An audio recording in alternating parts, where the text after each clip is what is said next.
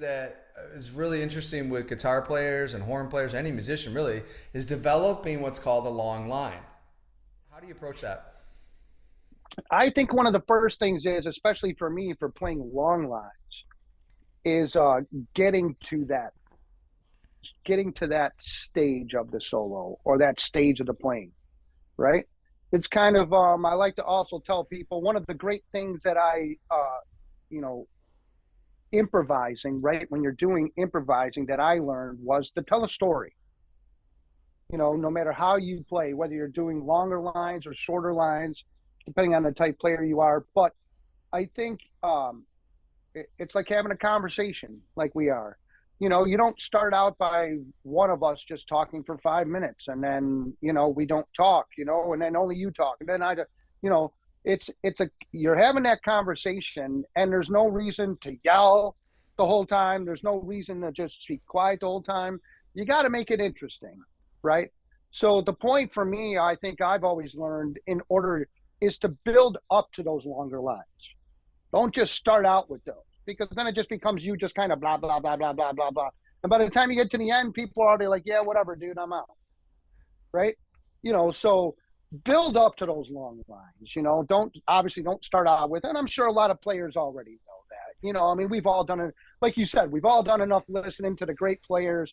No one's just kind of, you keep it, build up into it. But once I get to that, I guess to that point, I like to build up different things I would say that lead me to those long lines, right? I think there's a lot of preparation prior to getting to those long lines.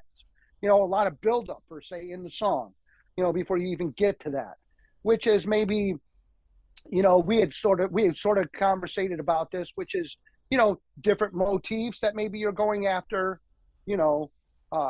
different twists to something you've already played.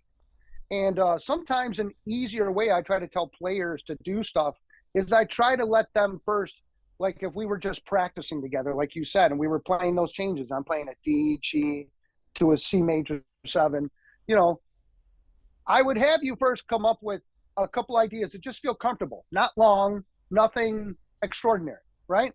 Come up with something that's an easy idea that you're feeling that's comfortable to play over that, Now, I don't want you to completely repeat that idea, but I want you to think about different spots from that main idea that you just did, and think of whether you want to think of, okay, I'm going to make a right turn off of this instead of a left off of that part, right? And it could come off of, because every player is different, like if you told me in the middle of the second chord, I want you to change your lick, I could do that. But maybe for some players who are starting out, you can't just tell them to change at any point during the lick. That may be difficult for them, right? So if you're somebody who's kind of playing through lines and trying to learn that type of style of doing things, that's why I say find a spot that is comfortable for you to give your own twist to that idea or motif that you already did. And that may come at the end of the first part. It might come at the very end of it to drag it on longer, right? For me, if you told me, hey, on beat 3 of the first bar, I want you to twist, and on the end of it, I could do it, right?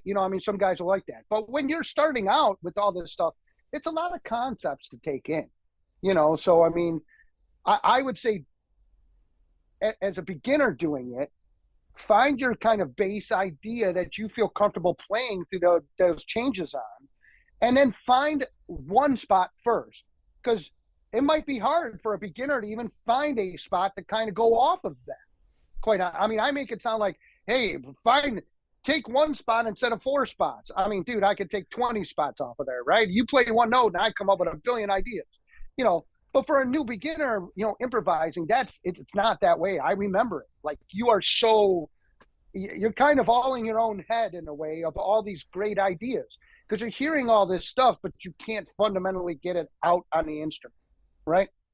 And that's what we're trying to do in the end, is get what's up here to come out here, right? You want it to come out, that is also, I think we sort of alluded to this, not to get away from the long lines, but it's also knowing your instrument well enough to where you can kind of free flow like that, Free flow is not just I turn the knob and let the water flow out.